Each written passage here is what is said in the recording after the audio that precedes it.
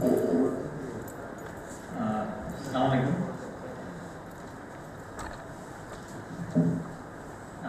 এখন সময় এত কম যে কথা বলার জায়গা এত বেশি, আমি চেষ্টা করবো এই সময়ের মধ্যে সব কথা খুব দ্রুততার সাথে বলে ফেলার জন্য। প্রথমেই বলে রাখি যে বাংলাদেশে 24-এর আন্দোলনের সবচেয়ে বড় সফলতা কি, সবচেয়ে গুরুত্বপূর্ণ অর্জনটা কি। আপনারা দেখেন যে বাংলাদেশে এখন একটা বিভিন্ন রাজনৈতিক দলগুলো এবং ঐক্যমত্য কমিশনের সাথে বৈঠক হচ্ছে। এটা বাংলাদেশের ইতিহাসে প্রথম, যেখানে বিএনপি আছে, যেখানে হেফাজত আছে, যেখানে জামাত ইসলাম আছে, যেখানে জাসদ আছে, যেখানে নাগরিক ঐক্য আছে, যেখানে ভাসানী পরিষদ আছে, যেখানে গণসংহতি আন্দোলন আছে। অর্থাৎ এরকম বিভিন্ন টাইপসের যে সংগঠন, রাজনৈতিক দল, প্রত্যেকে একটা টেবিলে বসে বাংলাদেশের ভবিষ্যৎ নির্ধারণ করার আলাপ আলোচনা করছে। এটা বাংলাদেশের ইতিহাসে কিংবা এই ভূখণ্ডের ইতিহাসে এটা সম্ভবত প্রথম। এবং আমরা দেখি যে 71 সালের পরেও সেটা করা সম্ভব হয়ে উঠে নাই। এবং কারণটা হচ্ছে তখন শেখ মুজিবের নেতৃত্বাধীন আওয়ামী লীগ সরকার সমস্ত তারা যে ক্ষমতা নেওয়ার পরে বাকি সমস্ত অপোজিশনকে অস্বীকার করা শুরু করলো। এবং এই জুলাইয়ের 71-এর যে সালে যারা যুদ্ধ করছিল, মানে এই যুদ্ধের মধ্যে অনেক ইমাম ছিলেন, অনেক অনেক ধর্মপ্রাণ মুসলমান ছিলেন, আবার অনেক ধর্ম নিরপেক্ষ মানুষ ছিলেন, নানান ধরনের পথের আওয়ামী লীগের বাইরের অনেক লোক ছিলেন, যাদের কাউকে কিন্তু তারা অ্যাকোমোডেট করতে পারেনি, অস্বীকার করেছে এই অ্যাকোমোডেট না করার মধ্যে দিয়ে। এইটা জুলাইয়ের একটা গুরুত্বপূর্ণ জায়গা। 71 সালের পর আমরা দেখি যে একটা প্রবণতা তৈরি হয়েছিল 47কে অস্বীকার করা। আবার এখন এসে দেখি একটা মৃদু অবস্থান আছে 71কে অস্বীকার করা।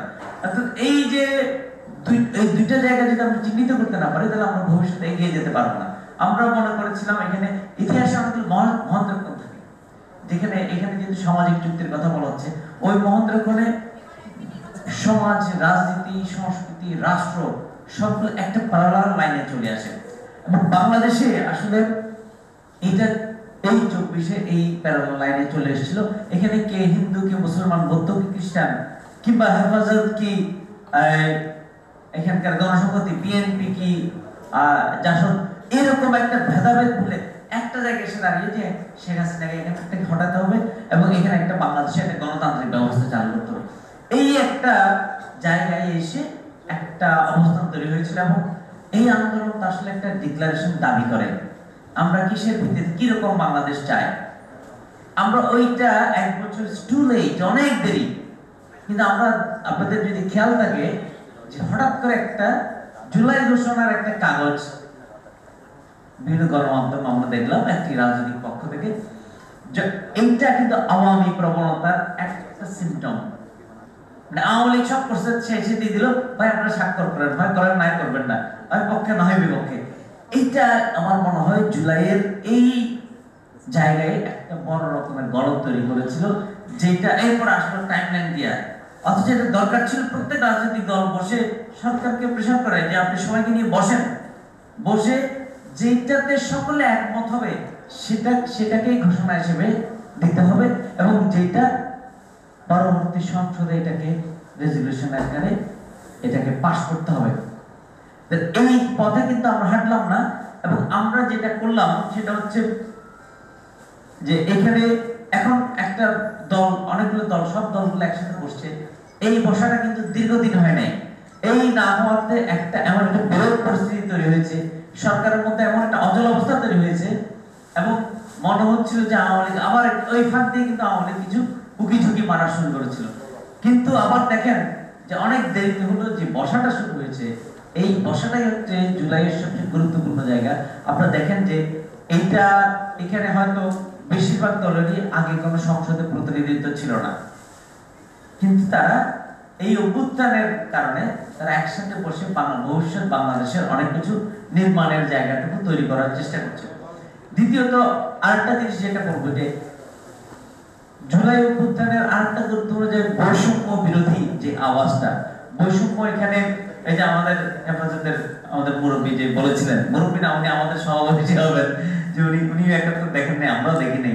উনি যে বলেছিলেন যে এখানে এই যে সিম্বলিকরণ করা, সিল মারা, এই যে কার দাঁড়িয়ে আছে কি তার টিকি আছে, কে নামাজ এইভাবে পড়ে কি এইভাবে পড়ে, কিংবা নানা রকম সিম্বলের মধ্য দিয়ে যে মানুষকে বিভাজন করা, আসলে এই জুলাই সেই জায়গা থেকে হিন্দু, মুসলিম, বৌদ্ধ, খ্রিস্টান কিংবা ধর্মের নানা রকম সেক্ট কিংবা নানা মানুষের বিশ্বাসের কারণে কাউকে তার অধিকারকে খর্ব করার জায়গাটুকুকে এখানে ডিনাউন্স করা হচ্ছে।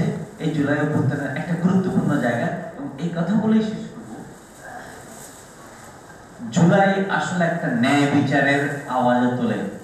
ন্যায় বিচারের সাথে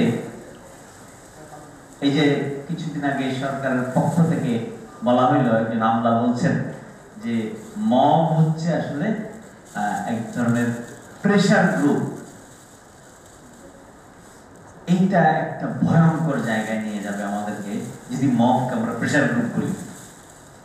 কারণ বিচারের দায় কিন্তু রাষ্ট্র যখন বিচার করতে পারে না, তখন কিন্তু এই ধরনের তাহলে কে কার মব? শেখ হাসিনা মব তৈরি করেছিল, শেখ হাসিনা তৈরি করেছিল, তাকে সিল দিয়ে তার বাড়ি ঘেরাও করে, তার নানা রকম বদনাম দিয়ে। এই যে আমরা দেখি যে আমার দেশের সম্পাদক তাকে রক্তাক্ত করেছিল মব নাম দিয়ে, কাউকে শিবির নাম দিয়ে রক্তাক্ত করেছিল, কাউকে রাজাকার নাম দিয়ে রক্তাক্ত করেছিল। এই জায়গাগুলো যেন বাংলাদেশে আর ফেরত না আসে। যাই সংক্ষিপ্ত ভাগ করার নোটিশ পেয়ে গেছি, আমার মনে হয় আমরা এই কথা বলে শেষ করবো। জুলাই কে রক্ষা করতে হলে জুলাইয়ের আমরা অনেকগুলো রাজনৈতিক দল, সব দল এক হওয়া জুলাইয়ের চাহিদা না, সব দল এক হইতে পারবেও না। যেইটুকু আমরা একমত হই সেটুকু নিয়ে বাংলাদেশ আগাবে। এবং এটা যাতে নিশ্চিত করা যায় সেটার জন্য দরকার হচ্ছে, আমরা যে আওয়াজটা তুলেছিলাম যে আগামী নির্বাচন হবে সংবিধান সংস্কার পরিষদের নির্বাচন, তাতে হবে কি এই যে আমরা ঐক্যমত হলাম, এটা যাতে সংবিধানে সংযুক্ত করা যায়। আর যেখানে আমরা একমত হলাম সেটা আমরা জনগণের মধ্যে যাবো, জনগণের মধ্যে দিয়ে এই কাজ করবো। কিন্তু দ্বিমতের জন্য কাউকে হত্যা করা, কাউকে করার জায়গায় যেন আমরা পৌঁছতে না পারি, বাংলাদেশ যেন একটা সামনে এগিয়ে যেতে পারে, সেটাই জুলাই অভ্যুত্থানের গুরুত্বপূর্ণ জায়গা। আমার মনে হয় আমরা আর কোনো ফেসিস্ট রেজিম দেখতে চাই না, যেটা আমাদের সংবিধানে, যেটা আমাদের রাজনীতিতে, যেটা আমাদের সমাজে আমরা এটা দৃঢ়স্থায়ী করতে চাই। ধন্যবাদ সবাইকে। সংবিধান আন্দোলনের পক্ষ থেকে সহযোগিতা।